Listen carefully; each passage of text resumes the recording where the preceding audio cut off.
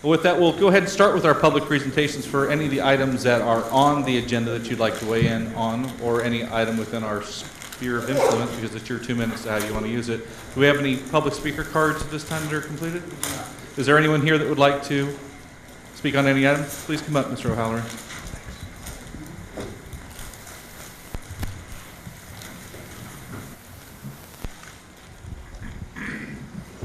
Time be kept by Clerk Deardon. Mayor and Council, I have a question that is, you asked for public comment, but I'm not really sure exactly where we're going to go with it, so I just wanted to see that one item be addressed. And that is, if there's a need to actually look at the Montana Hotel and the related developments together, or why that's needed. Because I know with the Montana Hotel, we have that Super Bowl deadline. The related one seems much more involved. Being on the Parks Commission, I'm concerned that eventually we're talking about reducing the current park limit by 25%. And I know there's alternatives to that that are being discussed. I'm wondering, particularly if that's going to be coming tonight, why we need to be together and discuss it. Thank you, Mr. O'Halloran. I'm sure that's going to be part of the discussion at some point here, very shortly. Do we have anyone else that would like to speak tonight on any item?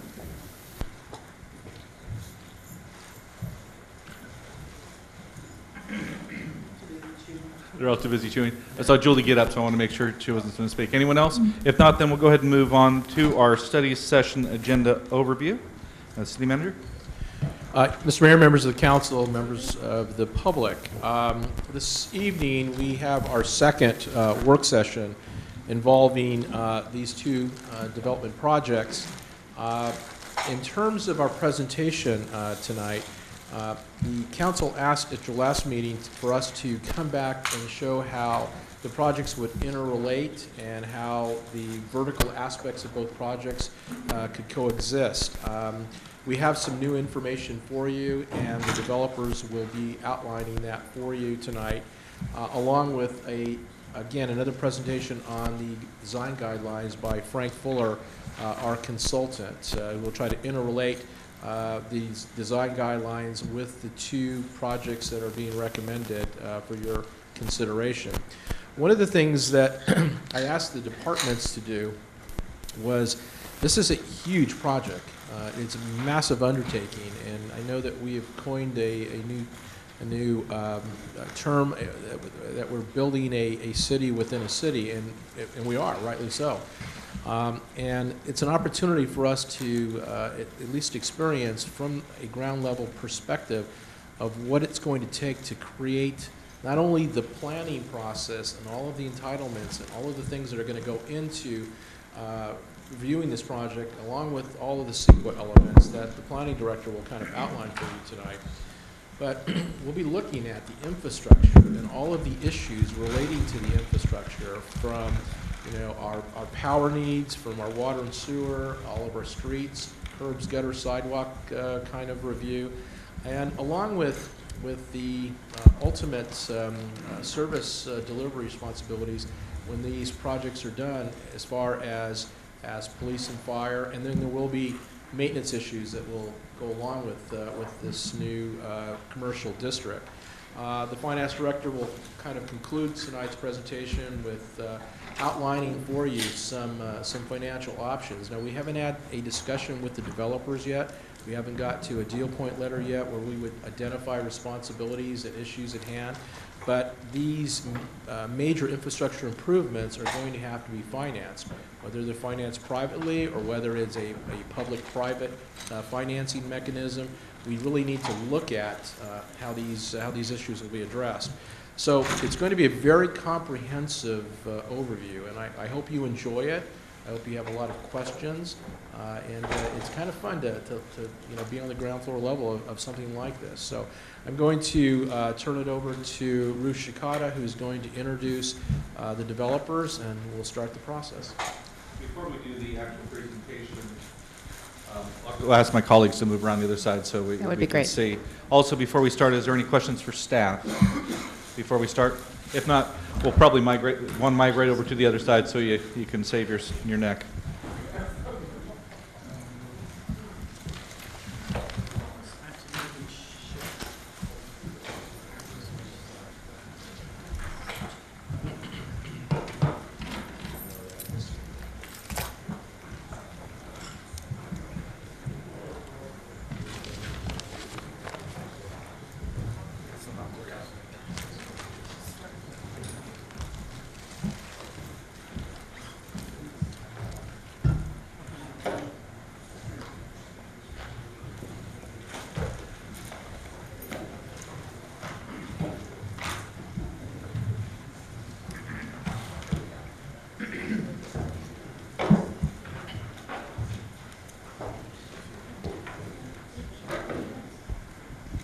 Excuse me, Mr. Mayor, before Ruth introduces the developers, one thing I want to mention to you about the infrastructure rollout, it does not include any information as it relates to any gas company work involving gas lines or any kind of infrastructure for gas utility, nor does it also emphasize any work involving the telephone company and any telephone lines. We didn't include them in this presentation because we aren't that far along yet, but down the road they will be included as a part of an overview. Thank you, Julio. So tonight we have the two development groups coming back and presenting their projects. First up, we'll have the Montana Whittick Low Group. They'll come up and present their project, but you will see some changes from the last time you saw this on October 30th. They've heard some of the feedback, they've met with staff, and then they're presenting a revised site plan. After that, then the related team will come up. Unfortunately, they're not quite here yet, stuck in traffic, so hopefully they'll be here soon. And then for some context, their presentation is very similar to what was presented on October 30th, but we wanted to make sure that we basically set the table so that the council and the public here have context on some of the comments that the department heads will be making. After the two development groups make their presentations, then as Julio said, then Frank Fuller, who's the principal at Bill Paoli Architects, will come up and we'll discuss the design guidelines. I set in front of you your places a set of design guidelines. Frank is not going to go over those in detail, but he'll make comments about the site plans and those areas that are consistent with those overall parameters and those areas that we continue to work through. Okay, so with that, the Montana Whittick Low Group is represented by Hans Lee, Kurt Whittick, Matt Walker, and Tom Kleiman, and they're sitting right over here. And then I'll turn the mic over then to Hans.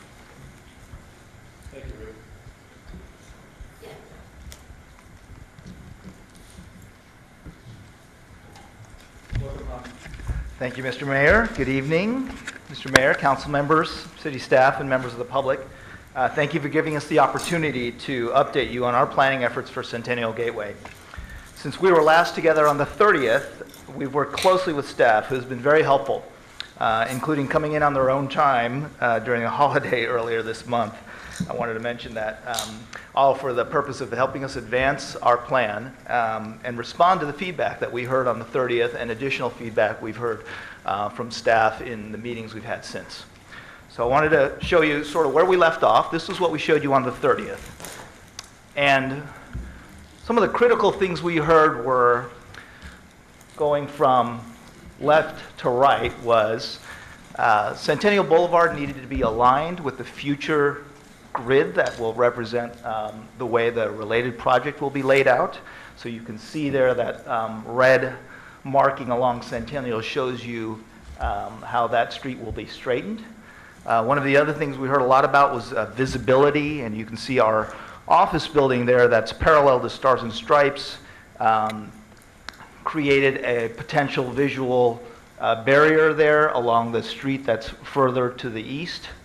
One of the other things there is boxed in there on the garage is it's labeled as 10 stories. We also heard some concern about the height of that garage. So let me walk through sort of how we've responded. First on the visual connections, one of the things that in working with Frank Fuller and staff that we studied was, how is the visibility achieved? What you're actually seeing here for illustrative purposes is the massing of Related's project.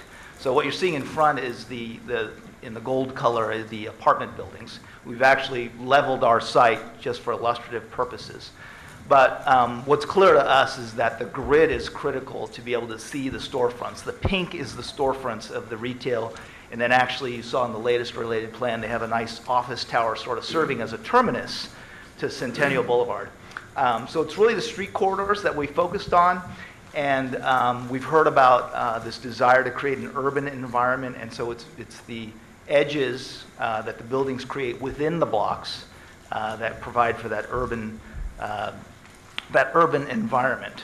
And so here you see 3 visual corridors that align to the grid that's proposed in Related's master plan. And so what we're going to show you now is how we're matched up to that.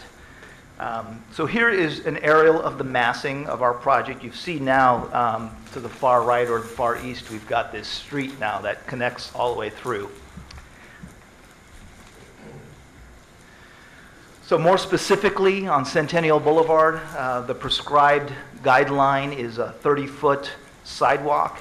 And actually what we've got here is something that's a little further held back, a total of 48 feet, so an additional 18 feet, which will then allow you to have even a better view of the buildings beyond. So you can kind of see how by pushing it back there to the west, you're going to catch that edge there of the apartment building. And then as you saw in the previous massing model, you see the pink retail beyond that. Now going further to the east here, between the parking garage and the office building, by aligning with this 60-foot street, which is in conformance with the guideline, what that allows us to do, it creates a bigger parcel for the parking piece, and so that allowed us to basically squish the parking garage. So it was a 10-story garage, now it's a wider 7-story garage, so it'll be lower in height, still providing the necessary parking.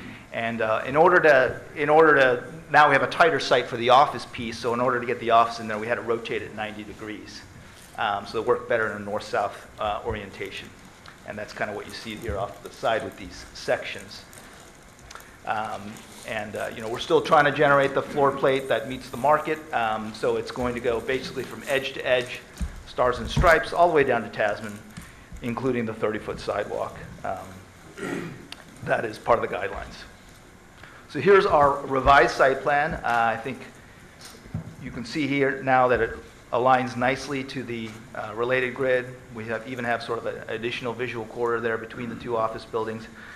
And here, what you're seeing now is sort of the way we're focusing on making sure there's visibility down each of these streets. The pedestrians are, wherever they decide to go or wherever a car decides to turn, they'll be able to see all the way down into Related's project. Here's a 3D rendering.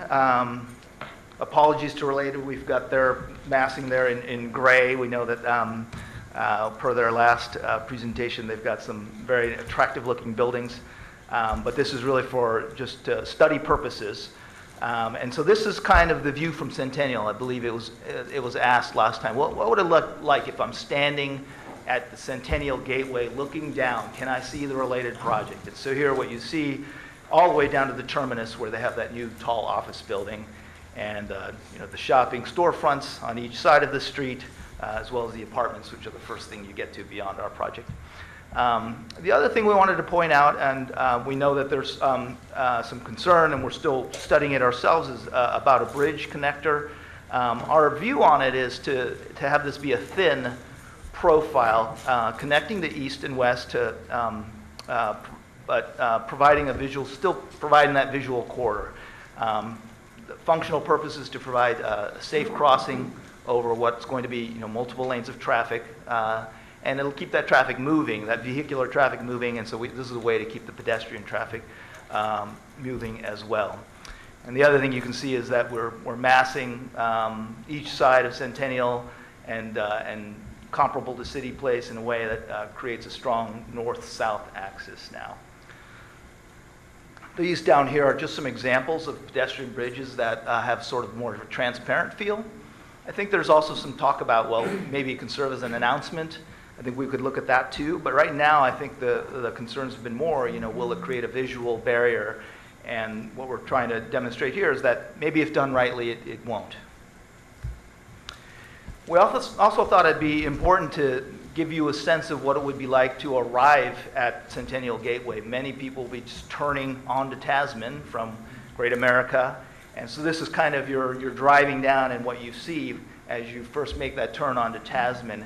And you know, what we think is pretty exciting here is that you have a strong arrival sequence. You have this facade of an office building facing you, and I think it's going to be an opportunity to make an architectural statement. These, again, down here are just images of buildings. It's not exactly what we would necessarily propose. We haven't been designing at all, but the idea is that it could serve as a real announcement to arriving somewhere. And as you can see here in the dark gray, you can still see, even from as you're driving up, you can still see some of the related buildings beyond. Just for to address some of the questions about phasing, I think we've been focused on the west parcel, which is the hotel shown in orange. The retail is the pink podium, and so we're calling this Phase 1A, which includes an extension of the city garage. That could be self-contained in terms of the parking required for the retail and the hotel. And the first additional street would be created there between the city garage and the edge of the hotel retail podium. We call that Avenue B. Subsequent phase 1B, which we think would really be shortly thereafter, is the east side of the project, and it adds the office and the ground floor retail. Stars and Stripes at that point would be squared off, and at that point then the bridge would come in if we were to have it. And then phase 2 would be the addition of a second tower there back on the west parcel, which we're labeling as hotel residential. We've heard you loud and clear in terms of the desire for more hotel rooms, which certainly is what we're thinking here. We think there could be a luxury residential component, which might be interesting on the upper floors. We haven't studied that as closely, but this would be a subsequent phase. And then here is just a variation of our site plan. We really wouldn't call it an alternate or anything, but we want to let you know that it's still a work in progress. I think the key things here are to note that we've got that flattened garage down at 7 levels. We've created that additional street there to the far east that connects to the related grid. We've got our hotel setback of 48 feet to allow for that wide, expansive view down Centennial. And the program would still be the same, some office and some retail on the west side, the east side, and the west side is actually the same as in the previous version you saw. So with that, I will hand it over to Steve and Bill. Thank you. So just as a brief introduction, with the related team, it just came in. So we had Bill Whitty, Steve Eimer, Roger Torriero is here, and Barry Whiten from Related. So with that, I'll turn it over to Steve.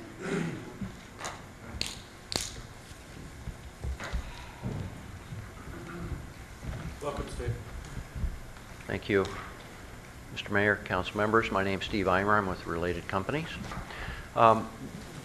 The few slides we're going to show you tonight are just simply a recap of the materials that we presented to you several weeks ago. We've made no changes to that. So I'm going to just spin through them very quickly. Good. So this is our conceptual land use plan for the entire 230 acres. As we mentioned last week, really the heart and soul of this project is our mixed-use city center, which is where all the various colored blocks are located. Very important component of this part of the project really are the entranceways, which obviously Hans has touched on relative to Tasman and how important the extension of Centennial and access in several other locations on Tasman are very important from a pedestrian and a vehicular standpoint to be able to reach our city center, and for traffic that is generated by our city center to be able to easily access Tasman. And then secondly, major entranceway is on Great America on the western side of the project area. And there's likely to be some significant road work that's going to need to be done there. You're probably going to hear that from staff.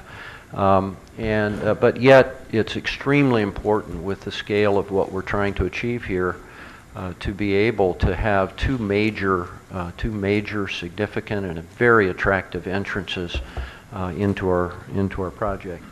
In addition to the city center, we're anticipating on the right-hand side of the screen, the adoption of a retail center that's approximately 400,000 square feet of retail uses. We're envisioning this as very complementary to the city center retail and food and beverage. It may be oriented more toward what we would call in the trade an off-price type arrangement. And combined with the city center, it will really offer a very broad array of customer services and benefits to the community. And then at the northern end of the project site, we're envisioning 3 different corporate office type locations.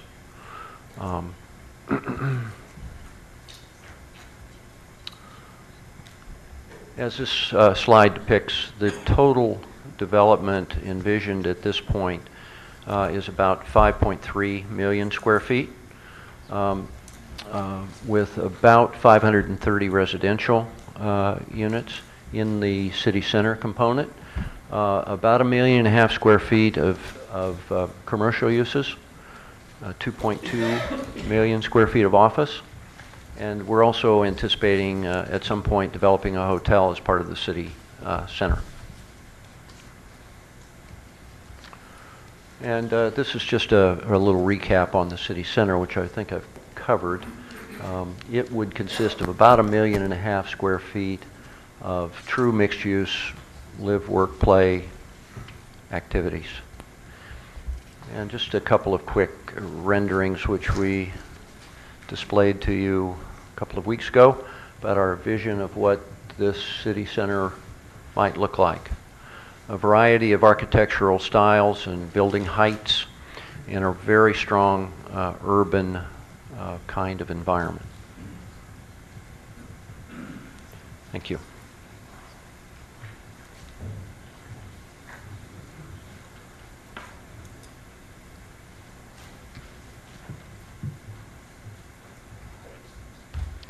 Good evening, Mayor, member of the City Council, staff members, and members of the public. So I'm Frank Fuller with Field Paoli Architects, and remember back a few weeks ago, I gave you quite a brief overview of some of the design guidelines that we created, which we've been using over the past couple months in working with both development teams. And as I said then, this is really an amazingly exciting project. There are really 3 development entities because the city owns all the land. The city is one, the other 2 developers are the other 2. And it's really important that this be done, as has been said many times as this proceeds, really done right. This is going to be with the city, as Julio has called it, a city within a city, for many decades. And this exciting project of almost 300 acres is going to be something which will be a pride of Santa Clara, and it should really be something that is of Santa Clara. And therefore, it's important we were trying to get design guidelines that were concise and not rambling on, and so that's why these are just 2 pages worth of ideas. But let me just take you through them a little bit. And I should just say also first that we're in the conceptual stage.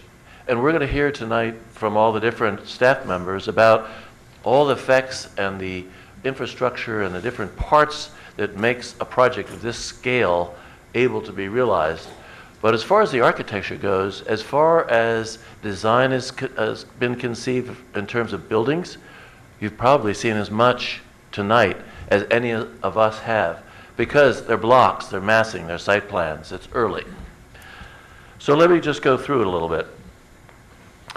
As we said last time, the urban character and identity of the projects is going to be rather critical, and we started by looking at what the character of the streets. The main 2 streets, Tasman and Centennial. A lot of time has been spent now with the stadium there and with how Tasman has a role now with the convention center and going east and west. It's going to be even more important that this is a signature boulevard, that this street becomes really an announcement for Santa Clara as well as these projects. And then Centennial, which now is the main way to one side of the stadium, as well as this amazing gateway and entrance all the way up, as you saw in that rendering, for instance, to a building that's way up in the north end of the project, which is at the end of Centennial on the north side and Related's project.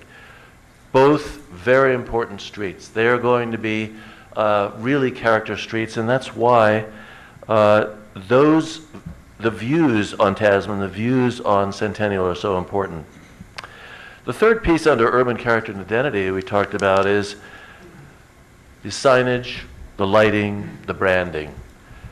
As we talked about last time, this project, particularly at this time of year, is going to be experienced a lot of time in darkness.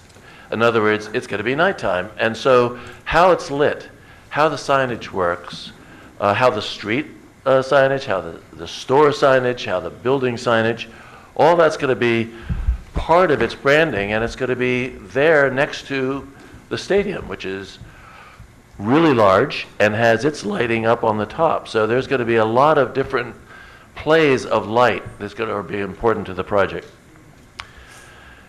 Now, the next two dealt with sidewalks, and it's going to be important that the sidewalks are considered as part of this overall network of the public realm, how people walk around for events, regular day-to-day traffic, so that what we said is that Tasman and Centennial really need to have sidewalks which are about 30 feet wide, minimal. Now that's a kind of a sidewalk where you can have lots of trees, you can have a real signature planting and signage, but also you have enough room for baby carriages to be able to pass, crowds for event days to be able to proceed, and that you really have a street which is has significant sidewalks from the building face out to the curb.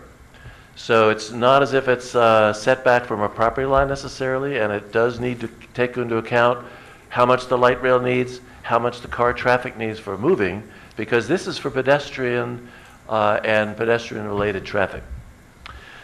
And so for the sidewalks on other streets, we wanted them to be at least 20 feet. When you go to a lot of commercial streets where it's a nice tight little shopping street, you might have 15, 16 feet where you could have a table or two out on the sidewalk. This needs to be a little bit bigger than that.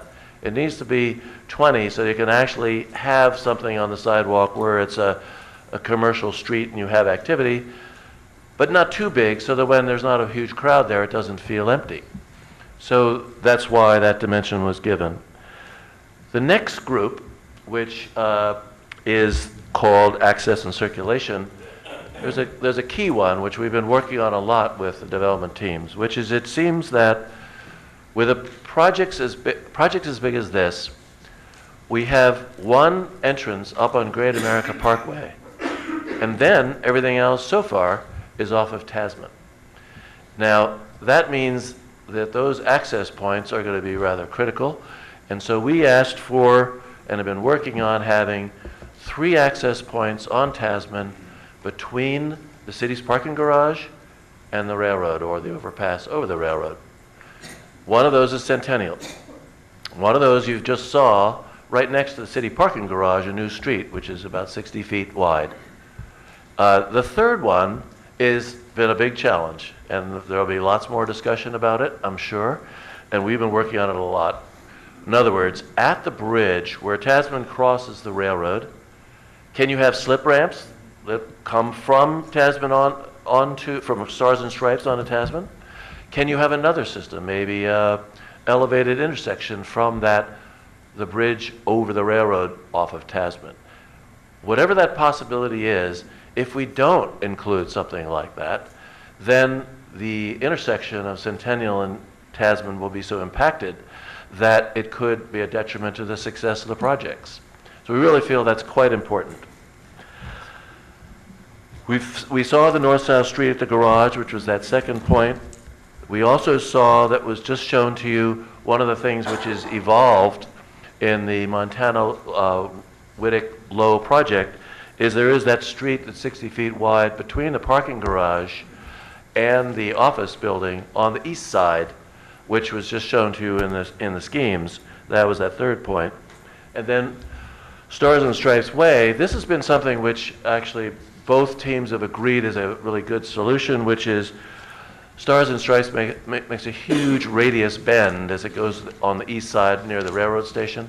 And for that to be squared off to have blocks that offer more land that's more efficiently developed is something that has occurred. The third group has to do with development patterns. The first portion of that was the size of blocks. Now, this whole area for the creation of this new city within a city needs to be pedestrian oriented. And so if you have huge blocks, it's very hard for everyone to be able to walk around easily. And so we've made sure the blocks are small. And then the blocks at the east end of the sites was the second one I talked about.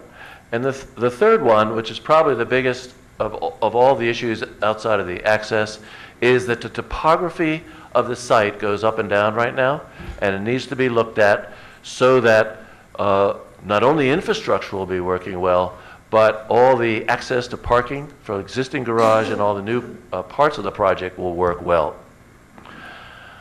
The fourth one is bridges over streets. We're going to talk about that a lot because I think both teams have different viewpoints about what that could be, and that, since we're in the conceptual design phase, will be something which will be looked at in further detail as we proceed. Finally, the two pieces which are we put under land uses or parking. Parking really has been and will continue to be dealt with all the way along the way. How accessible is it? When is it shared? So far, everyone's been providing parking according to city standards and ratios, which is fine. Now we need to make sure that where it is and how it works continues to be worked on. And then probably the last one, which will be coordinated as we go along all the way, is that the commercial side of this project, the retail, restaurant, and entertainment uses, need to be continually coordinated amongst the different entities of the developers so that both are successful. Thank you very much. Thank you, Frank. Okay, so let's get into the nuts and bolts of this project. The next presentation is going to be by the planning director.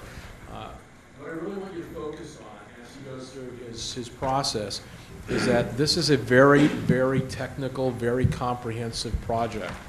This project will take time to vet. There are a lot of issues involved in creating this new commercial or city center commercial district. So Kevin's going to walk through the planning and land development considerations, but take particular interest into the CEQA process. He'll probably provide a lot of insight into that. Kevin? Thank you. So you've seen an update and a review of the projects you saw last time. Both pretty exciting projects. Very exciting for Santa Clara. Probably the biggest stuff we've ever done. And Stadium's a huge project, but this is pretty amazing work. And Frank's gone through a lot of the detail of the concerns in terms of the urban planning, laying out how we could do something like this, and particularly how we can fit two projects together. So I want to touch on a few other things, and we're getting 3 to 5 minutes here. Ruth's our timer, and she may move things along faster, so I'm going to have to pick up my speed here. But let me say, I mean, as we go along with these things, not just me, but with the other departments, you know, if you've got questions, I think we want to try to address those. Julio, if you're comfortable with that, we can respond to things as they come up. Anyway, so we know that the Bayshore North area for a long time was our Bayshore North entertainment area focus. The council had that as a goal for a long time. I would say this is just a part of that. City Center, as the city manager has dubbed it, is just this part of it, north of Tasman. We've already got a pretty good base out there for the things we're trying to do. All the retail is there. It becomes a good service for the businesses we have out there. Remember that in our general plan in 2010, the area out there could be 3 times the density in offices that we have today. So we look at a 2.0 FAR for that Bayshore North area, and we could see a lot more offices, and you have approved the Yahoo project, and maybe it'll go forward someday. But that kind of intensity is certainly possible out there. We've got the other mix of uses that we have as well. So there's a good base for it. We're looking to get a good 24/7 kind of activity, and I think these projects bring that to us, including the opportunity for residential out there that really will help to enliven the area. Go ahead, Reed. So general plan, in 2010, when we did that general plan in November of 2010, we didn't contemplate what we're looking at today. We look forward to 2035, and we didn't talk about reuse of the landfill, but obviously it's in front of us now, so we want to do the best we can with that. The construction that goes on with that, given that they've got to build platforms on top of the landfill, is a huge issue, and all the departments that deal with the utilities and the infrastructure are going to talk to you about that, because it's a big part of what we do, and the engineers for these developments are really going to be challenged in finding the ways to make that work well. And the designations we have out there today in the general plan don't fit it at all, of course, so we'll have to move it, and the projects that they've proposed don't quite fit any of the designations we have. So we're going to be doing a little bit of creative writing to get you a designation to underlay the zoning that we do out there. When we talk about zoning, most likely just a plan development is going to work well for the Montana project because it's less than 10 acres, so it should be pretty easy, even if we phase, to put a plan development zoning on that and specify either what we want exactly or the flexibility that we want to have in that plan for them to move forward. The related project at 215 acres or so, probably a master plan is the right thing to do there. Create some flexibility, create some alternatives, allow the project to come in over time and build out certain parts as the phasing goes. This is the zoning that we use for Rivermark. It's the zoning that we use for the gallery and at Central Park. So it allows us to go in and plan areas, create flexibility, and then bring in individual plans, essentially under architectural review, when it's time to move a part of it forward. So that's what we'll try to do in terms of bringing forward the application. The broader planning area, and this is a place Julio may want to jump in as well. We look at the amount of land we're talking about here. We started this with Tasman frontage, and we've talked about building on those Tasman lots for a long time. The idea that we can build on the landfill now, we're going to reuse that landfill, means we look at it a little bit differently, and that's been part of the struggle of what that frontage looks like. But we look at it and we say, well, we also need to do something with the convention center. It's not quite as competitive maybe as we'd like it to be in the future. We've got the Tasman East area that in 2015 we had envisioned going simply to residential as our opportunity for residential. It may still go there, but now is the time to say, if we thought about everything that we can and should be doing in that area, and let's not be too hasty, make sure we've thought through it. In addition to that, there could be other things that we've been looking at, considering, that might fit well with everything we're doing, including the possibility of an arena. So, Julio, I'm not going to jump in now. We will talk more about the convention center toward the end, but... Right. Since Kevin's brought up the subjects in his presentation, you've done an outstanding job in bringing in a stadium. You've brought in a premier football team as part of that stadium. And you've created a level of synergy that I think a lot of communities would love to have. The good thing about it, you're going to be driving a lot of fans, a lot of visitors, a lot of customers into this area. In doing so, there will be, I believe, enhanced need for more convention space. We have an outstanding convention center at the moment, but I think if you talk with the officials there, they'll tell you that we will need to expand. So one of the things we'd like you to consider as you're developing your environmental impact work, that we look at an expansion of the Civic Center as an alternative to what Related has offered. And so as they do the environmental work as it relates to the project they're proposing, that there be an alternative A, which would include the consideration for an expansion of the convention center, so that if we could demonstrate that there would be additional need and there would be additional use of it, so that enough money could be generated, maybe we could work with Related at that expansion. Also, we have, an incredible football stadium that will have not only NFL events but non-NFL events.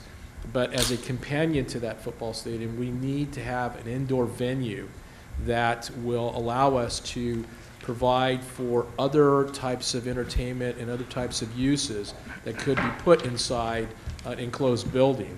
I think we would make a huge mistake that if we didn't include an alternative B to the proposed plan that Related is outlining, that we look at the possibility, if the need ever arises, to create an arena either at that site or somewhere within the vicinity.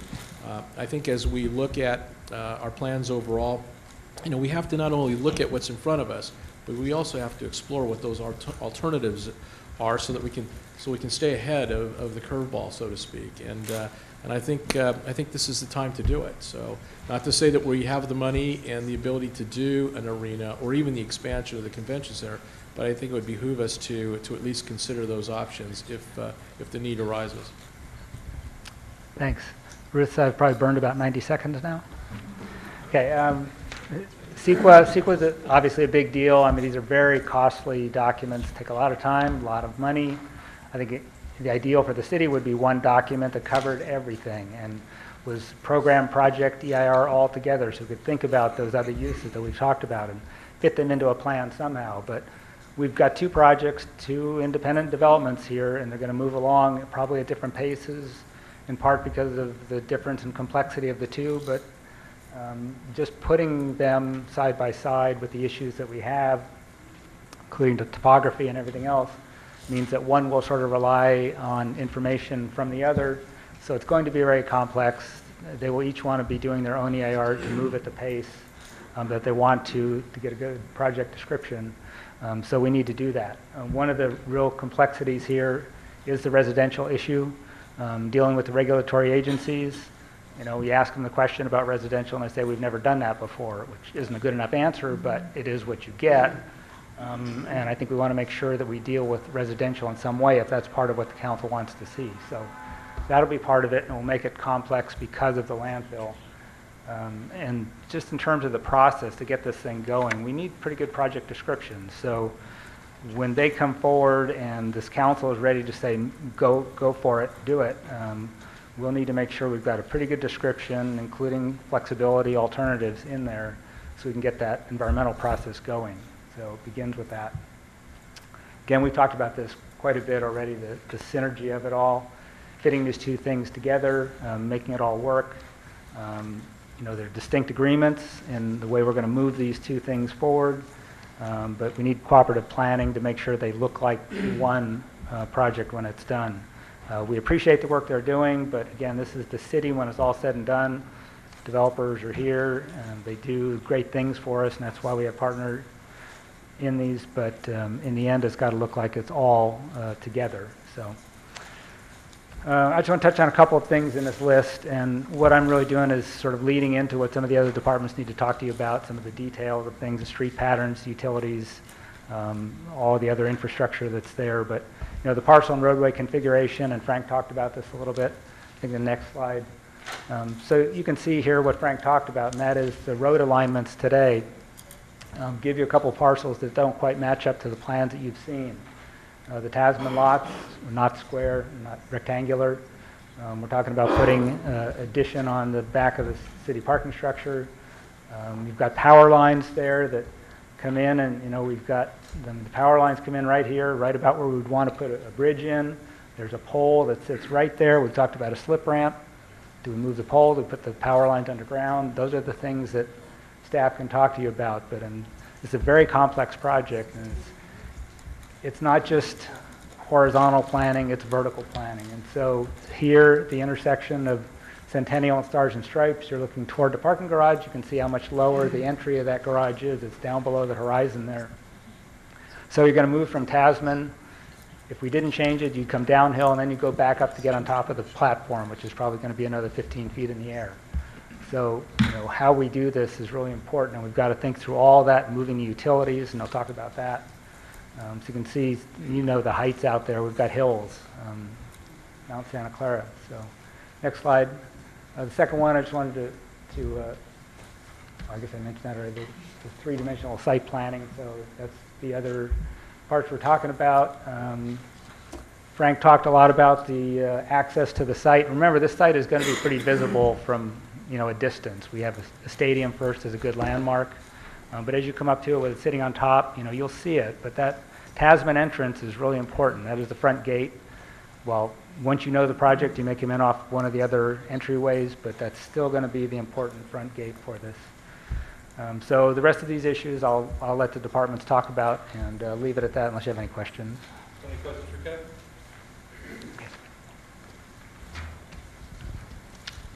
Yes, the next component and presentation will be done by Chris DeRoot regarding the infrastructure for water and sewer. Okay, so we've moved from nuts and bolts, now we're going to talk about pipes. So, make sure I get this right. Okay. Oh. Okay, so you're going to control slides? No, it's okay. I would prefer that you control slides. Okay, so first off, a couple of basic assumptions, and this is pretty standard for the developments that we've done within the city before, and that is that developments pay for the costs to modify the system both on-site and off-site, especially on the off-site, and we'll have a couple of examples of that, if it's being triggered by the development. The systems also need to be built at the same time as the developments. We don't pre-build infrastructure typically. Next slide. So let's talk about the Centennial Gateway project first. We've got some really good solid infrastructure out there in the water utility. There will be a couple of things that will need to change as a result of this development. If you'll notice right here, the pipeline currently follows the alignment of the street. So if that is changed, we obviously can't have a water main underneath a parking garage, so that will need to move. The main right here will also need to be extended slightly to serve that project. In addition, that main is currently below the road surface. If there is a great deal of fill that's put into that area to bring that up to a higher grade, those lines will actually have to be moved up. We can't have deeply buried water lines because they're problematic for us to maintain and replace. Next slide. So in the case of the related project, the on-site system is going to have to be on top of the podium, not underneath it. Part of that is so that we can, again, get in and maintain and repair that system.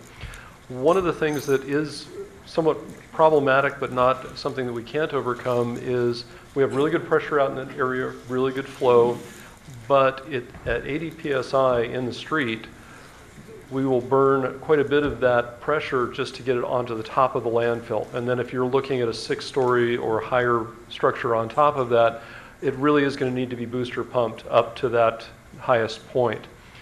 So the other thing we've done is we've done a preliminary layout of what the water mains would look like, and we're estimating somewhere between 33,000 and 38,000 linear feet of main will need to be laid for this project. One of the things, and we'll talk a little bit about this in just a second, is the costs for this project are very difficult to estimate, and I'll talk a little bit about that in just a minute. Next slide, please. So on the related project, we've also got a lot of really good solid infrastructure in place. The green lines are all 12-inch mains. What we have identified through hydraulic modeling is we have 3 areas where we would have to increase the size of the mains. What this does is it gets us a greater flow into this area. It's actually only about 2,000 linear feet of main, and this is a fairly easy task for our crews to do. The cost for this would probably be somewhere in the neighborhood of $500,000 to $1 million. We have one area over here where we would look to extend a main, and what that would do is give us a really good solid looped system into that development. And it gets us to what we estimate we would need to achieve fire flows. Okay, next slide. One of the other things actually for both projects is there is recycled water very near the site and available. We would encourage the use of recycled water specifically for landscape irrigation and for cooling towers and other uses if they are economically feasible. Now, one thing to note, the permitting process involves state agencies, and that process can take 6 to 12 months, but that's something we'll work on with you. So you can see that actually the recycled water main runs right through between those two parcels, and again, it's right here, so an easy extension into this area would allow us to serve that site as well. Next slide. So one of the issues that has come to, okay, this is the right side, that has come to our attention with relation to the water system on site. There are a couple of other developments that are very similar to this, where there were developments on landfills. One's up in Brisbane, one's in San Jose, and they've actually handled it in two very different ways. The one site up in Brisbane is actually a public system on the landfill. They used some fairly interesting construction techniques, a little bit more expensive and a different type than we normally use, and there was an awful lot that went into gaining approval from the Department of Public Health. Similar development down in San Jose, it's actually a private system on the landfill, and in that case, the water provider just gave connections at the street, and from that point on, it was a private system. That brings along with it, a cheaper cost because they're standard construction materials, but that system has to be operated and maintained then by the private owner. Next slide. One of the things too, what we're talking about right now is the infrastructure just to get to the water to the site.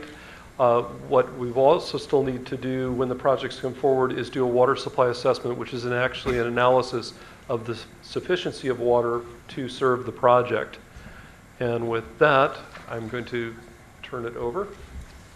So we'll go from pipes to wires. And if you're wondering why we haven't talked about sewer, that will actually be the Public Works Department that will bring up the sewer issues.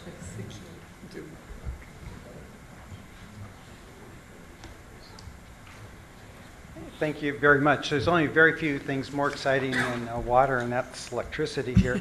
Now, if we do this right, if we do this right at the beginning, this is a really exciting project. If we do it right, you'll never think about us again here. So it's good, right, to do it right from the beginning. This is an exciting project for a couple of different reasons. One is its urban style, and then the fact that it's up on the podium. And both of those move us away from our normal design standards. So we're going to want to make sure that we design in the same level of reliability and service that we have throughout the city, but do it in this new situation here. Now, and then also from the beginning, all the energy efficiency, distributed generation, solar, all those things, Wi-Fi, communications can be built in from the very beginning here. Now, as we look at this, our ability to serve it is really not an issue. We have the source of energy for it. Our basic infrastructure within the city is there, and either there or is planned. So we can accommodate this. Now, these developments are also large enough, though, that they're going to have to cover their own costs. They're going to have to cover the costs in a couple of different areas, the impact on our existing facilities, and then also the new facilities required to actually serve the project. So then here, there are a couple of interesting impacts in this. One is the fact that right now we move very large equipment in occasionally into our sites. Here, a transformer can transport on a truck that's 150 feet long sometimes, with all the tires in here. But current access, and I'll go over this more, goes in through Centennial and Stars and Stripes. So that we got to make sure that we maintain access into our facilities. There's also our 230 kV transmission line goes right around this, plus there's 5 PG&E lines in that area. And then just as Chris said, in the Stars and Stripes, we have underground facilities, 12 kV and fiber optics and so on in there. And if you bring that grade up, all that has to be relocated and brought up to the new grade also. And then other new facilities that are going to need to be installed is especially the related project is big enough that it keys a new substation, and we're going to have to build the Esperanza substation there. And then we also have the extension of the feeders to the site. Now, each one of those could be about a $10 million episode there. The substation could be $10 million, and actually the feeders and in could be another $10 million. Plus, the developer would also be responsible for putting in all the substructures on the site. And that include conduits, vaults, etc., all those types of things. So just a quick picture. This is our current access into our northern receiving station here. We bring our large equipment, go up Centennial, around that nice sweeping bend that may go away, down and then into our northern receiving station. Esperanza substation would be right in there. I don't care how we get it, but we have to still be able to get large equipment in there after the development's done. We have just where our 230 kV line is underground, goes up here right along the development here, and then it goes all the way around the other two parcels on the other side of Lafayette. That line, if it goes out of service, costs us about $18,000 to $30,000 a day, if that line's out of service. So it's a very important economic line for us. Also, there's 5 PG&E transmission lines going up along Lafayette there. And as we mentioned before, some of those, if we go on to the next slide, actually, they go right by a series of buildings, there in the development. And those are owned by PG&E, so very likely you'd have to work with PG&E to underground those facilities there.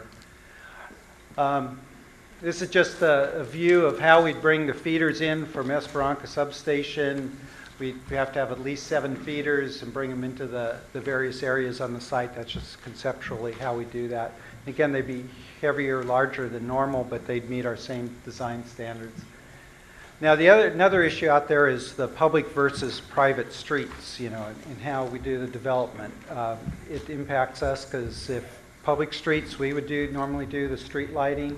There would be fees associated with that. The developer would put in all the substructures and so on, but we would own and operate them. If they're private streets, typically the development would own the street lighting, although we could own it under a special agreement or under certain tariffs that we have. In any case, there'll need to be easements for any underground structures that aren't in a public right-of-way, so those would have to all be provided. And again, we go back up to the podium design. We have the impacts of the substructures. They need to be in there somewhere, and that's just, again, conduits. There's underground manholes, vaults for cables and splicing and so on. Now, normally our current design has switches and transformers that are green boxes you see all around the city up at grade level. Well, that may not fit into the development here, so we could have to go into supplying us equipment rooms in the buildings so that if those devices are going to be indoors and out, so that has to be figured in here too. And when I said our facilities were about $20 million, that doesn't include these substructures and other arrangements necessary for this work here. Also, again, we'd want to make sure that we got fiber throughout. We want to take fiber into all of our equipment, in our equipment rooms, and also into all the communications rooms in there to provide dark fiber leasing to customers in there. This site should be provisioned for Wi-Fi throughout.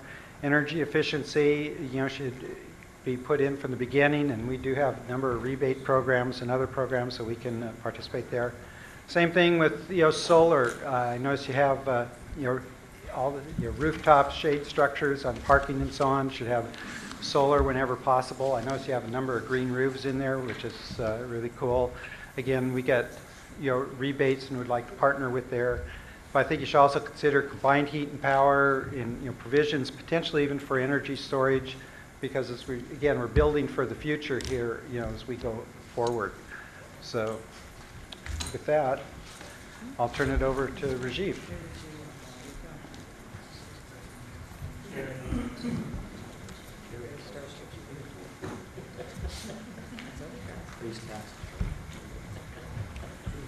Forward to them or am I? Could you please? Yeah, I'm a very low-tech engineer. So. Okay, good evening. We'll talk about public works. I want to start by saying, first of all, both these projects are so exciting. In any professional career, we want to build things like that. Engineers get excited, right? So with that, one thing is that both projects, while individually they are excellent projects and they have their own merits, but they have to be, put together as one project, and they have to work hand in hand. It has to be sort of like master plan, like a specific plan. So with that, these are the kinds of things public. Okay, thank you. I'll stay here. So I like to move around. So these are the kinds of things Public Works gets involved with. I'm a Letterman fan, so I picked top 10 things. So access, I'll start with access first. Next slide. You've seen this map. So, everyone has talked about primary access from Tasman as well as Great America. Those are the two major access points and how we should focus on that. We've looked at this project, and while it's up to the developers to analyze, look at the traffic flows, do the origin and destination studies and volumes of traffic, but we strongly believe that Lafayette currently is underutilized. There's capacity there. And just to re-emphasize what Kevin also mentioned and John Rockema did too, that while PG&E overhead wires are there, they could be undergrounded. One of the examples in my career is when we built Route 87 by the airport. From airport to 880, we had similar situation, and those were undergrounded there's a cost, but it can be done. So similarly, if these power lines can be undergrounded, it opens up that whole corridor for other access points. And like I said, Lafayette is underutilized. So I'll start with Tasman first. We've talked about those slip ramps, which are one going eastbound is right next to the soccer fields there. We haven't done any analysis whether there'll be an impact to the soccer fields or not, and whether soccer fields are staying there. That's a different thing. Assuming if the soccer fields are staying there is a solution. There may be retaining walls needed because Tasman is going up, ramp will be coming down, but that connection will be good to Stars and Stripes. Similarly, coming back to the westbound side, as Kevin mentioned, there is PG&E poles, and from that perspective also we believe if the wires could be undergrounded, it just opens up another corridor. Thank you. I had it for a reason, right? Okay, so this is the other westbound. Now, it may have to be lengthened. It may not fit within this area. Of course, there's a garage here proposed, so all that has to be looked at how this would fit with that. This connection, I think, is very important from top of the bridge going down, and then there could be a direct connection into the garage. What that does is that takes away all that traffic from going on the surface streets and just puts it within the development where it needs to go, and thus minimizing traffic impacts. And they already talked about this new access road here. What we are not sure at this point whether Centennial will be raised with phase 1 or not, but there are solutions. Even if it's raised, Stars and Stripes can be raised at this point, but there will be the existing connection to the garage because that's kind of a fixed point. Now, there is a talk about even having the access to the second level. Anything is possible. However, that's the way we've designed it. It's going to take some effort to open up the access at second level. So we think it should be kept at the first level. So next slide. Okay. I'm sorry, go back to that. Okay, so then let's talk about Lafayette Street. There is existing bridge about here, within the golf course. Of course, currently it's a pedestrian bridge. It's not a vehicular bridge. And I know it's old and concrete is falling. I've crossed that about 100 times, Roger, going from front 9 to back 9. So that bridge could be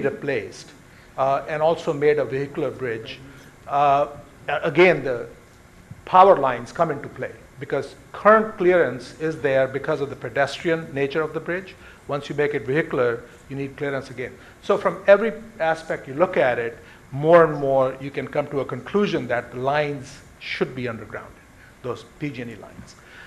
Then, of course, they've also suggested a couple other bridges going into these two parcels.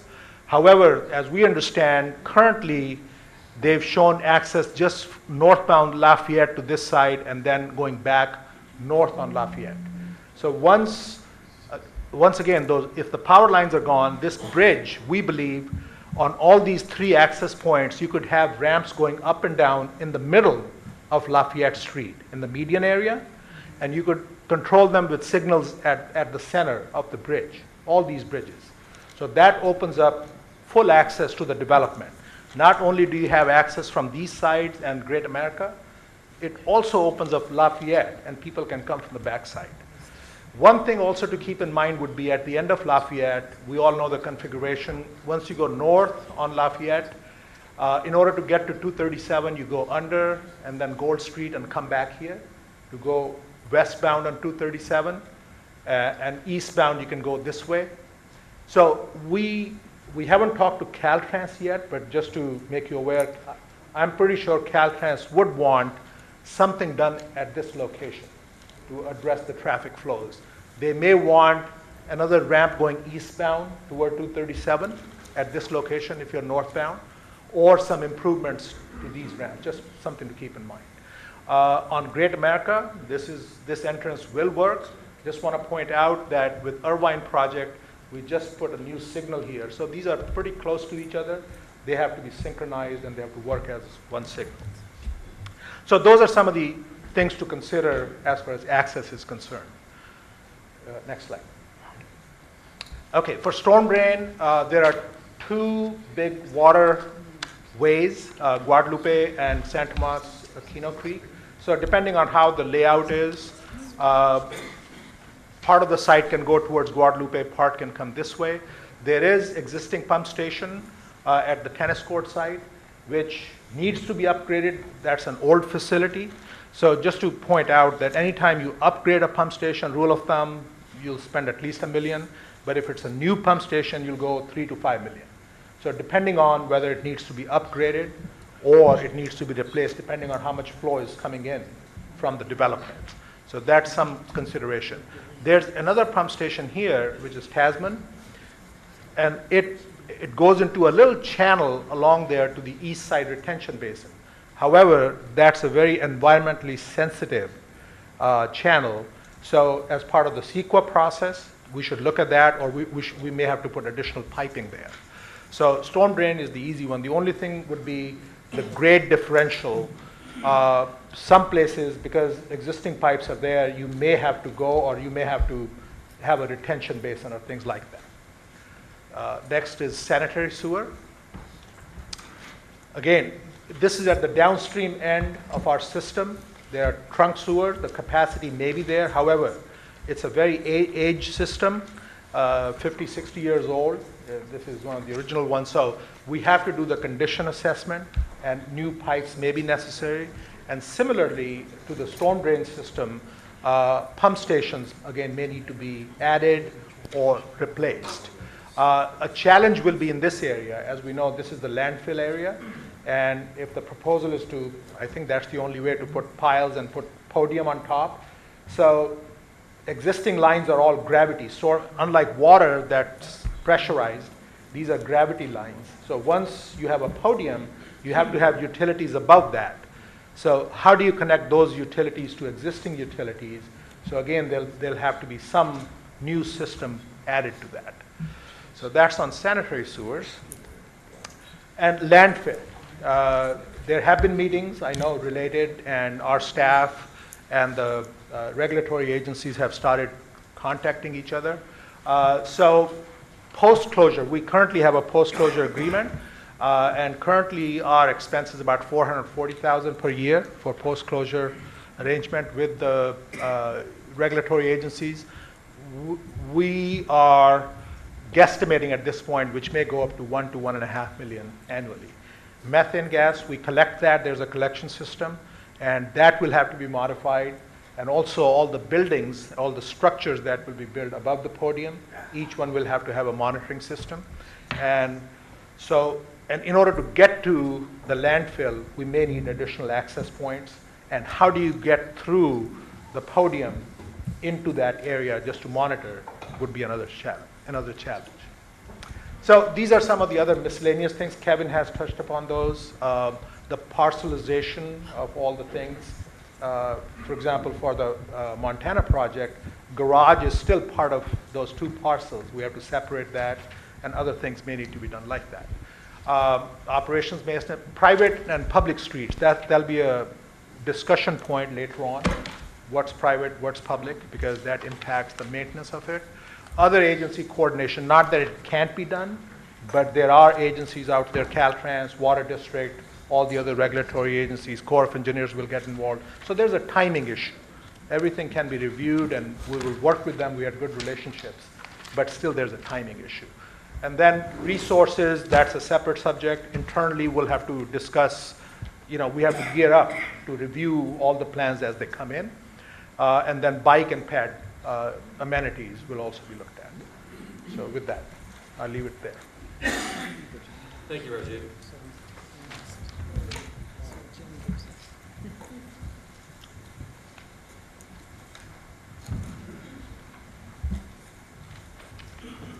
Good evening. Make sure I'm talking in the mic here well. All right. As with anything in City of Santa Clara, we love our parks and recreation amenities. So some of what I'm going to say perhaps is just obvious, but from the public's perspective, it needs to be mentioned. Certainly will come up many times during the process and the discussions. The way I like to look at it is from a public park and recreation perspective. The two developments are designing and creating what becomes a public destination spaces. And some of them stretch our current understandings of kind of the 5 categories of parks that we have in parks and open space we have in the general plan. Traditional parks, with playgrounds or a ball field. But what these projects do certainly is they bring forward some new views and a destination place or space that could be considered someone's front yard, backyard, or outdoor living room. And as the project comes forward, that's certainly something that from a park and rec perspective we see as being brought forward. Secondly, for those who value just basic open space, development always does create an increased density, which results in an increased demand. And then there's a diversity of uses that comes out of that. And then finally, what all of that always results in a public park and rec sphere is additional discussion. So kind of the 4 Ds that you get out of that. So as we move forward with these, on the first project, the plaza, if successful, there'll be discussions about how is this public open space? What are the sizes and the functions? Does it work well? And then the identification of both the public and the private uses of those spaces as plazas where people gather. And then there'll obviously be discussions about the standards around those, of the design, the construction. What's it going to look like? How's it going to feel? How does that make memories for people? And some of those will be new and different. So certainly those discussions will happen. And some of the ways that the city has looked at these in other areas, you look on El Camino Real and some of the ways in which in some of the development proposals that are moving forward, we're trying to include the increased use of public plazas, something the Park and Rec Commission has mentioned in previous, some of you were on the commission for that, talking about plazas as public open space. Obviously, there's maintenance and operation. Some of it makes sense for it to be privately maintained and operated, and in other senses it might make sense to have some things be more publicly maintained or operated. So those are discussions, again, that have to be had. Resident park and recreation amenities. Obviously, if there are residential units, apartments, and those sorts of things, where are the on-site amenities for those residents going to be, and are they going to use those, or how they're going to use those? There'll be discussions of those to define it, calculate how much space is at appropriate amounts. And then off-site, usually, at least for myself, I'll speak for myself, you know, even though I have a backyard and those sorts of things, sometimes I go out to the public park because I want to interact with others in other places.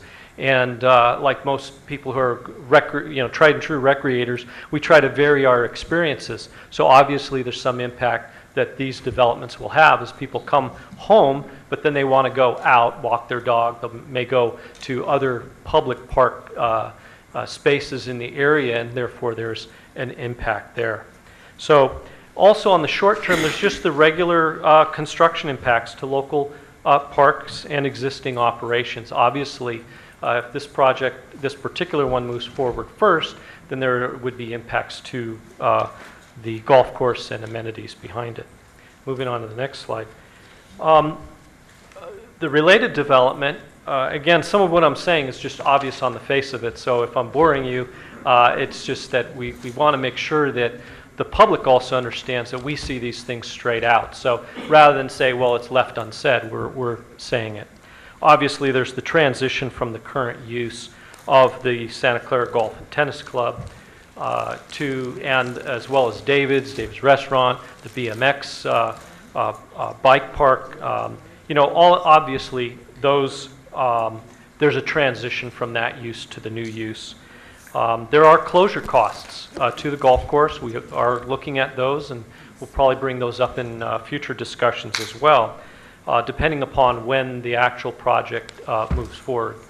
And then there's the value of those current operations, making sure that as closure moves forward, that we are making sure that we have reaped all of the benefit out of that existing resource that we can before it transitions to some other use. So we need to take a look at the value of the current operations. City Center Park, there is a park identified as a kind of a centerpiece, a central park. We would need to have in these discussions additional understanding of what's the site, what's the vision for that site, and also what is the public and private uses and amenities that are going in there. You know, when it's a kind of schematic design, you show perhaps it's an event space. Well, what do we mean by that? Who actually will be able to access that? How public will it be? And if you carve out different areas for certain uses, obviously that may preclude other types of uses. So there has to be some discussion and agreement on, so how is that space going to function as city center? Pedestrian access, traffic circulation, certainly we'll be looking at making sure that as the public is entering that space and leaving that space, that it meets the standards that we have for access, safe traffic circulation. People can actually access it, which gets into the standards of design, construction, and maintenance. As we said on the first one, there may be some reasons to have it publicly maintained, or there may be some very good reasons for having it privately maintained. So we're not going to presume that it's one or the other. Park and Rec Commission, obviously, for the projects that come forward through the City of Santa Clara, Park and Rec Commission is very active, taking a look at anything that's defined as a public park facility. Some of the ways in which the city's been very creative with public access to private properties or whatever. One good one is the Agnes historic easement agreement that the city has, and the access to the historic easement agreement. So it functions as a park, even though it's on private property, functions during the day, about 14 acres as public park properties. So there are things like public access easement agreements. There's also the new development across from Central Park. And in that particular one, there's a large kind of EVA and public pedestrian promenade that's going through a private development. But during the day, the gates are open and the public has access to move, through the city. Certainly an appropriate use, but again, a creative understanding of public and private. So they're not these defined separate terms and uses. Finally, this project also is looking at several hundred ongoing residence apartment, those types of things. So we want to, again, on-site recreation amenities and facilities for the residents, define those, calculate those. Obviously, on other projects, we've given credit, and so how that functions is still to be determined. At this stage, we don't have that level of detail. And then also off-site, the development impacts to local parks. If there are, let's say, 1,000 new residents, then that's going to calculate somewhere between the 3 and 4 acres per 1,000 that we would expect. And then if you look at land value, again, have to calculate what that is at the time that the project moves forward, looking at probably $9–12 million of value because those persons will have that impact. Finally, from the environment perspective, the park as public parks as habitat, open space, and environment, there are potential challenges for the creek and the environment there and habitat. And therefore, you would look at ways to mitigate that. And certainly there's some very successful, very innovative reuse projects that have become models of how to integrate existing habitat and environmental features into the design. And I know that developers also said, in terms of LEED certification and perhaps green roofs and those sorts of things, that we don't limit ourselves to say just what can I see right here, but sometimes there's a lot going on above and inside the buildings and the connectivity. So that pretty much concludes our comments about parks recreation. Thank you, Jim. So at this time, why don't we go ahead and take a 15-minute comfort break, and then we'll come back and we'll be more attentive for you, Chief, I promise.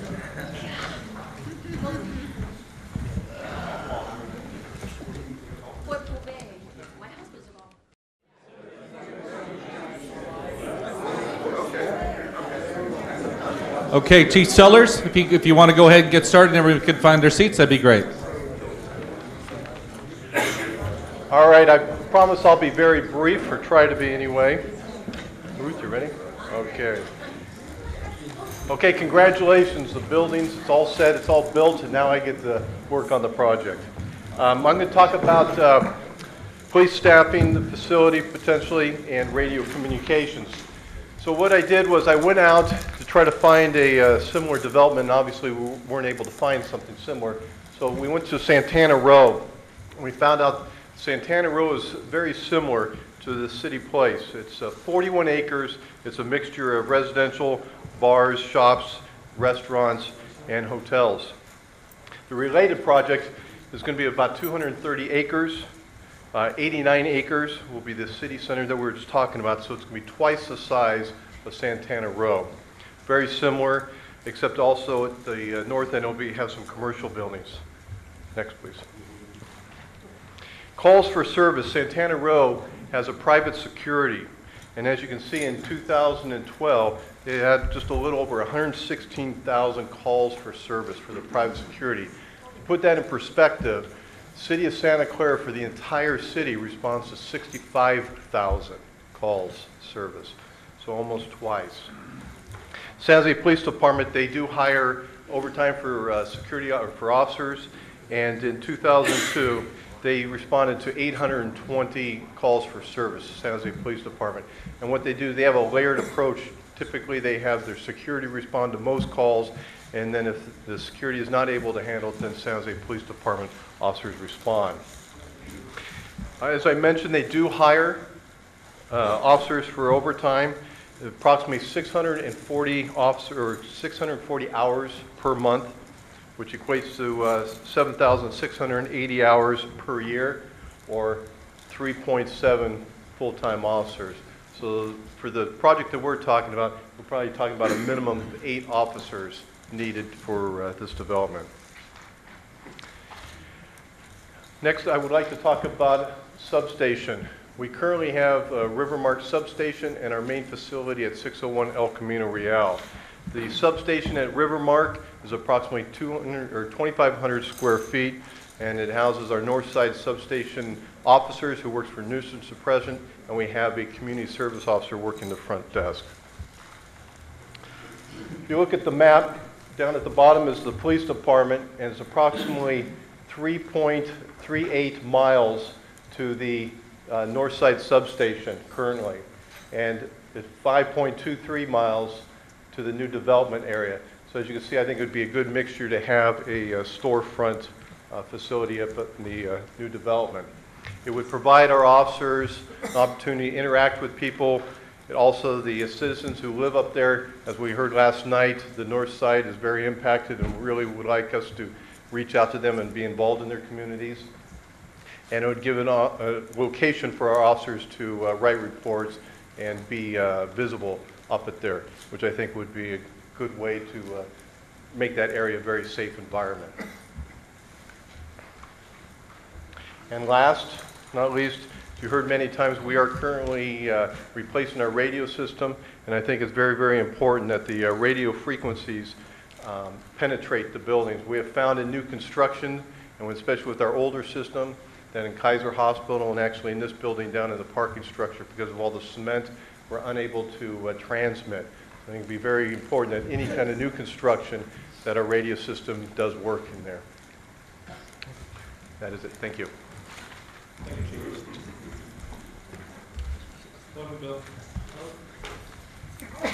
Good evening, Mayor and Council.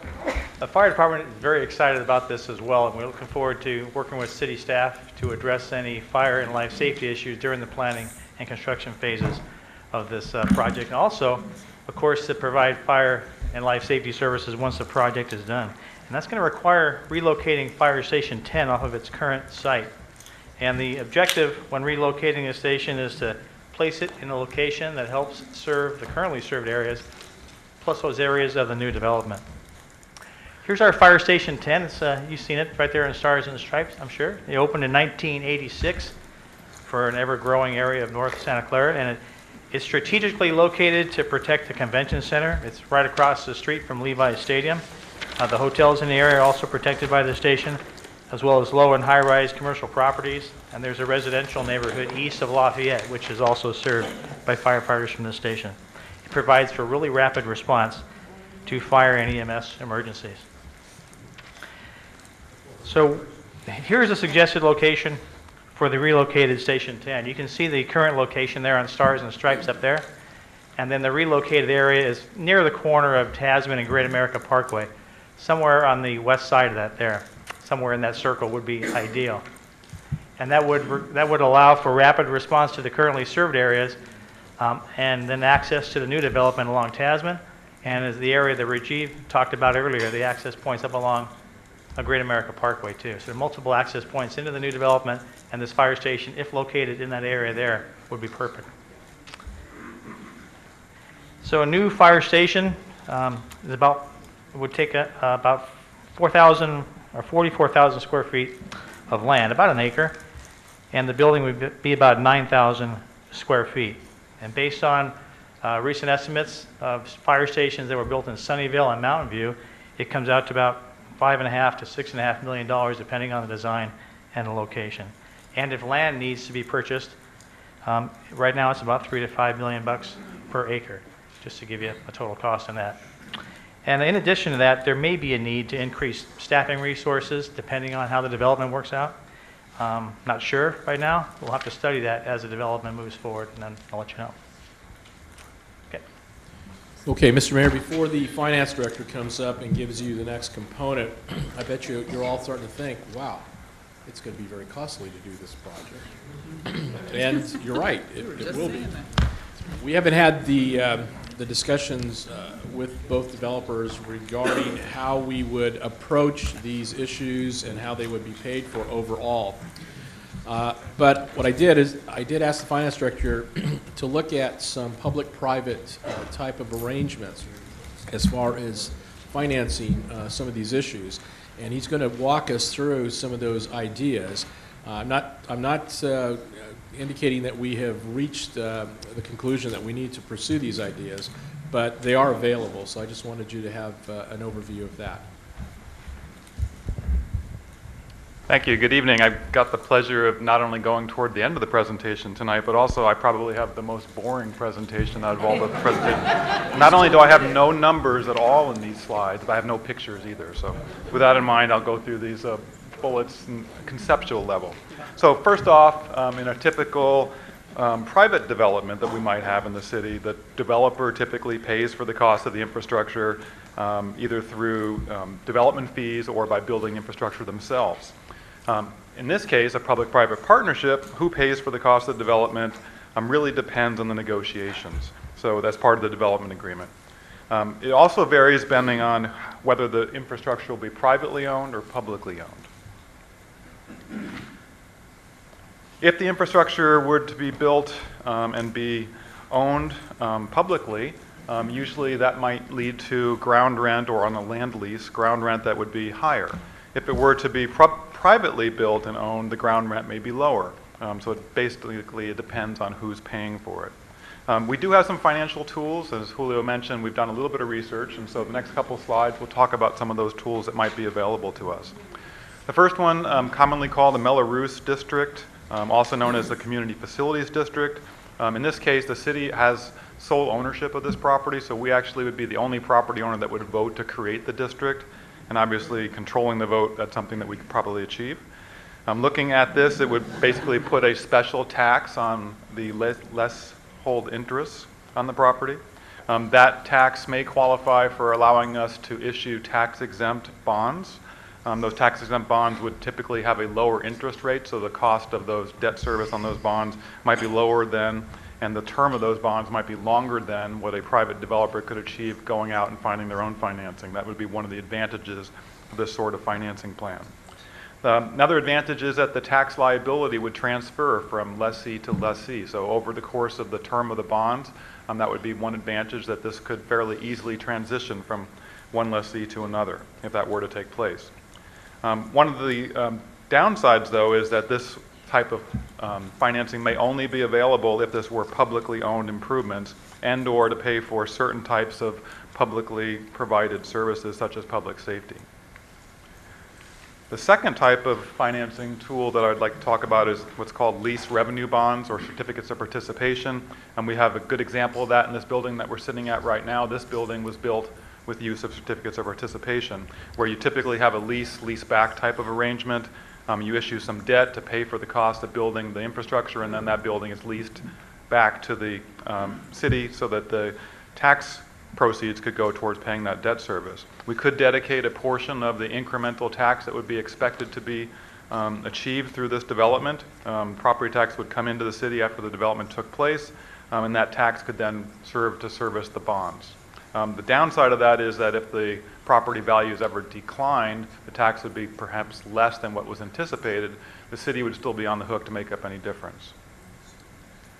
Other types of financing that might be available for this type of project, landscape and lighting districts are one source that could be looked into. Other types of assessment districts, over by the convention center, we have a maintenance district. Originally, when the garage was built there was a special assessment district that was set up to build that garage, and there's still a maintenance district that's still in place to pay for the cost of maintaining the garage and the landscaping surrounding the garage with various partners. That sort of arrangement could be set up on this type of project as well. And then lastly, some other considerations.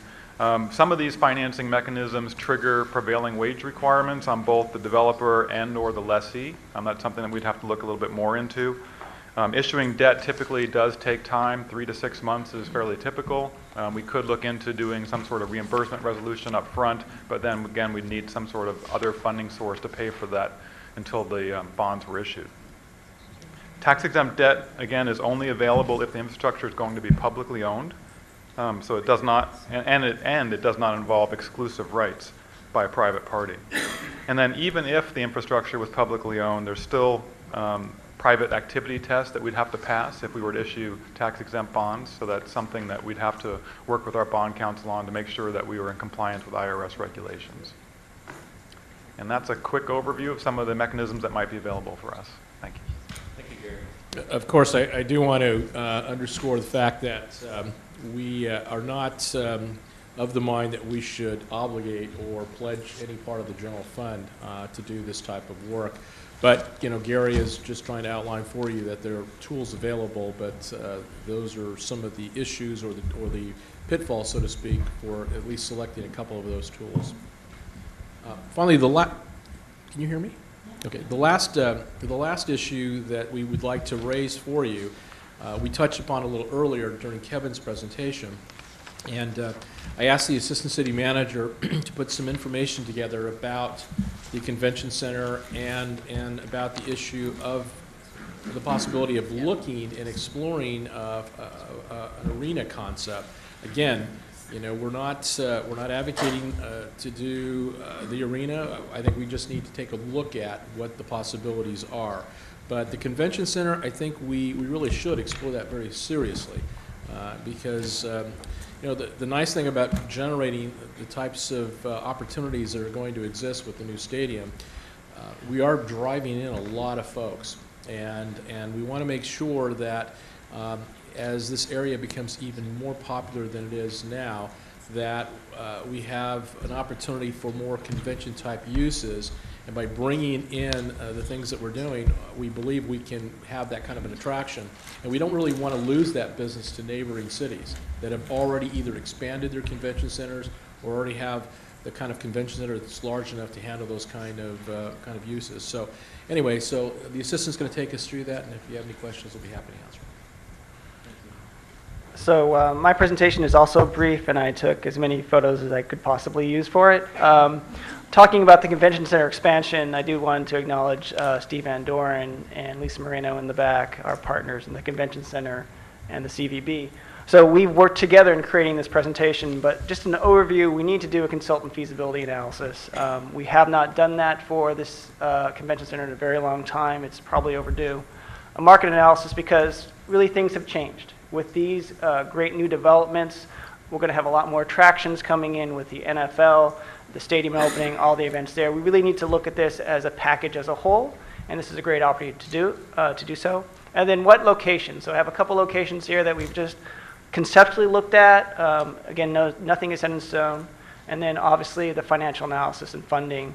Statewide, RDAs are dead, tax increment financing is not available, so we need to look at this hard on the economics to make sure it makes sense.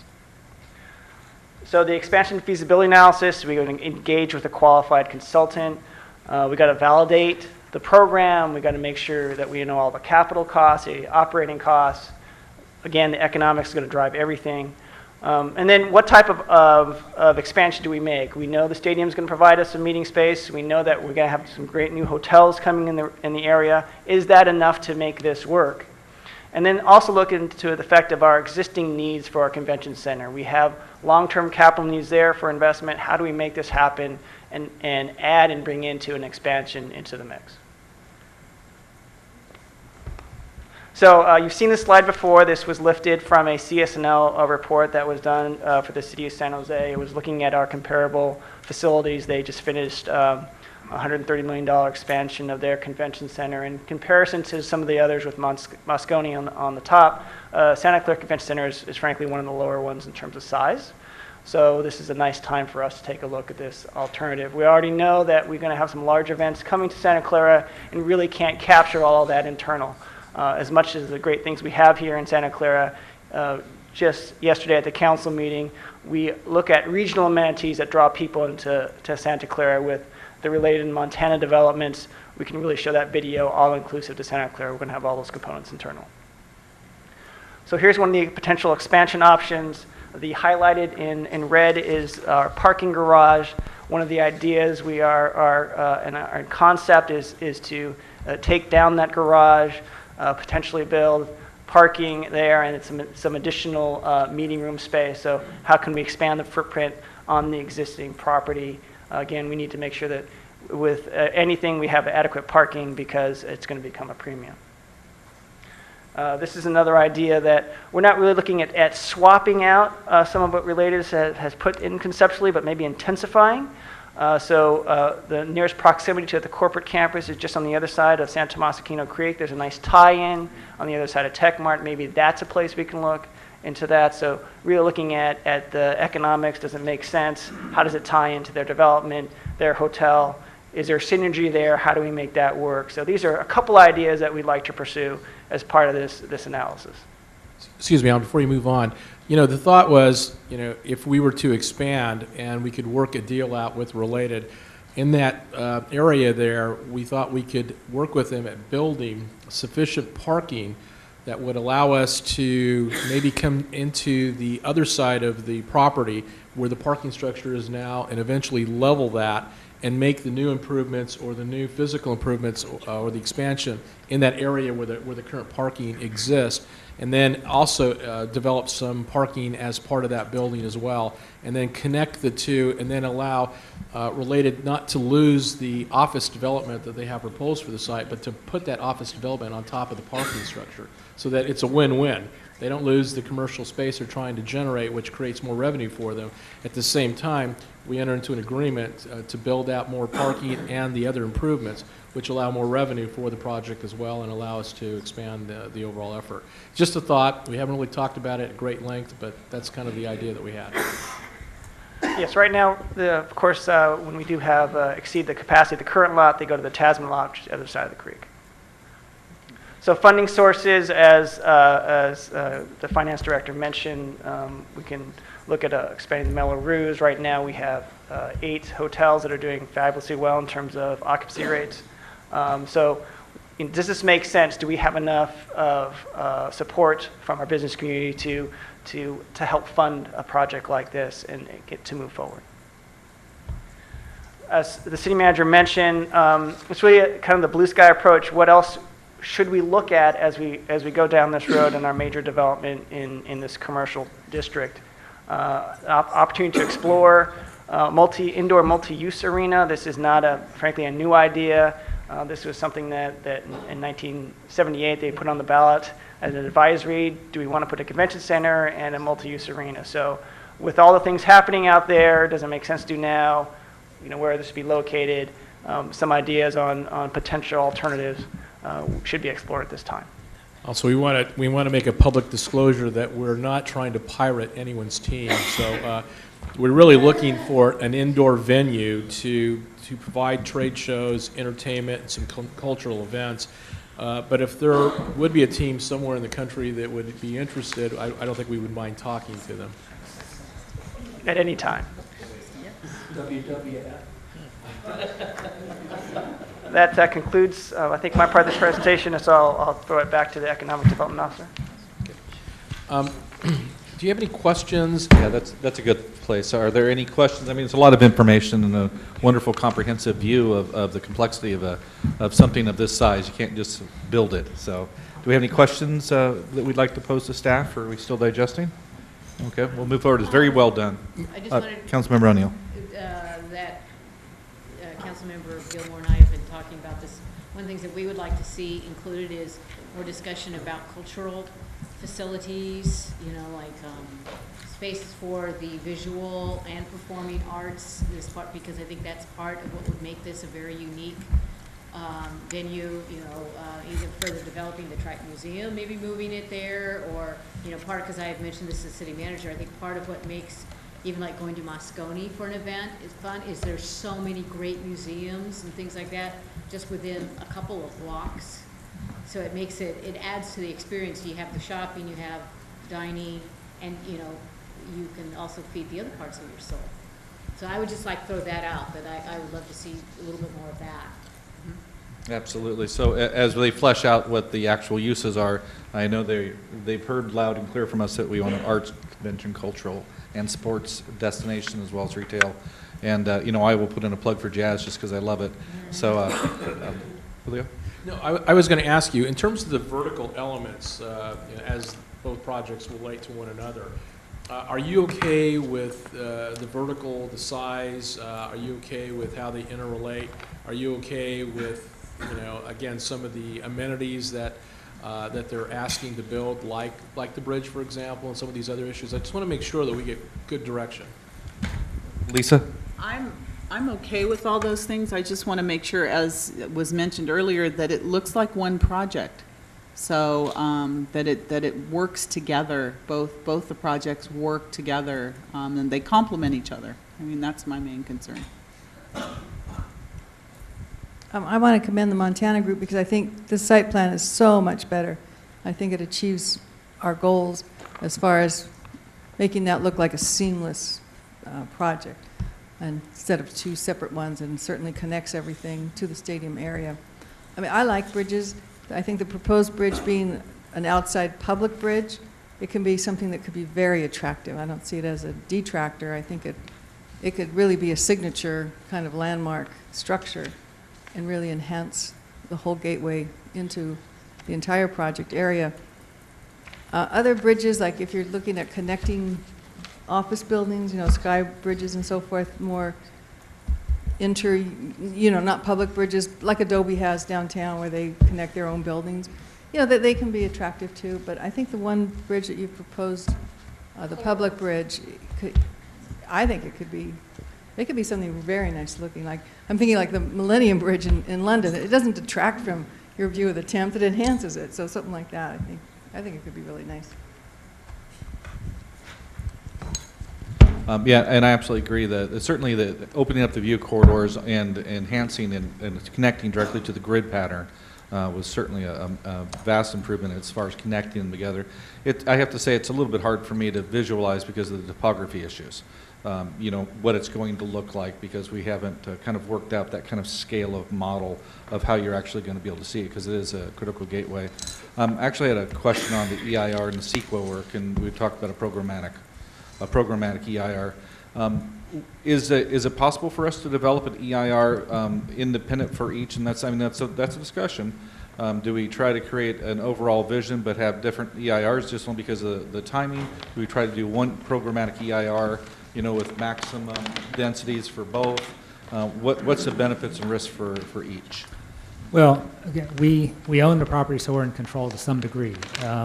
But to be sensitive to the development proposal that they've had, clearly with the Montana group wanting to move this thing forward, it would be very difficult for us to go in and do a real program EIR, not knowing some of those things without holding them up. Now, I don't know that we can get them to the point they want to be in February of 2016. That's still a lot of work, but we can do everything we can to move the project along as quickly as possible. Programmatic EIR, it'll allow us to do a lot of flexibility. So we could do an awful lot with that. We can expand the scope of where it is. But to some degree, we're moving away from their projects. How do we fund that? Do we simply dump it on our developers to do that? So there are a lot of things to think about there, but just the idea of being comprehensive in one document just makes a lot of sense because one is going to sort of hold up the other to some degree. So could that program EIR also include a potential expansion of the convention center and the arena concept so that it's something that's all encompassing, since it's all going to be interrelated traffic studies like everything? That would be the reason to do it. Otherwise, you're going to do two project EIRs, and you're really going to focus those on the project so they can move them at top speed. And again, top speed typically is going to be 9 to 12 months for an EIR. Is it possible to do a program EIR but develop it in phases so that we don't actually hold up if one party is ready to move forward and we're satisfied, we've got to a disposition development agreement which is agreeable, and we've gone through the environmental work that's necessary, and we figured out the funding and the infrastructure issues which are critical. Is it possible for us to move forward on it immediately if we could get a proper scope? So that because we know what the headway is, we know how much time it takes for circulation, we know how long it will take for us to go through that process. Because I have a concern that if we do have the ability to move forward with some components of it that are ready and ripe and relate equally together, that we don't hold that up and miss our mark on the opportunity as well. Yeah, I see where you're going. I think the idea of a program EIR and the planning that we need to do for convention center, any of the other pieces that could be, separate from the projects they've proposed or a component of them. I think we can put all of that together in a timeline. I think the part that would make it most difficult to stay on a good, fast timeline is going to be, combining those two and dealing with the regulatory agencies because of the landfill. In my mind, there's no way we can get the speed of action with the Relateds project that we can with the Montana project, even though Montana is still going to need to know traffic numbers and some other things coming out of it. So, we can do our part and move it along, but we're still going to be slowed down because regulatory agencies are going to make issues out of landfill stuff. And the last question that came up was, have the Related and the Montana folks with the modified plan, how do they feel about the view corridors and the gateway? I don't know how much time they've had to spend and digest or evaluate that. That's another thing as we integrate this project. Well, I'll let somebody else answer that too, but it's been an iterative process. Well, I mean, we can't speak for the developers. Would you like to have an opportunity to comment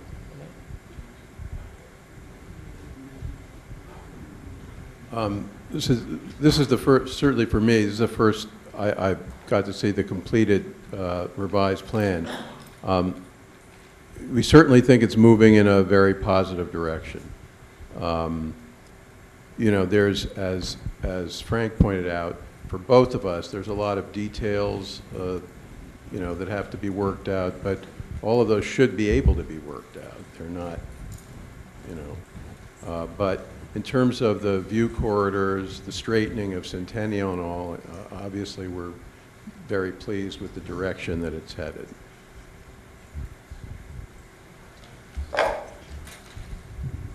From the Montana Low Whittick Group, we'd like to echo what Bill said. We've met with staff. We've met with Kurt and I have both met with Bill. We've tried to make some changes to respond to good and fair comments from staff, council, and Related to come up with a better project. I think we're moving in the right direction. Devil is in the details, but we're moving in the right direction.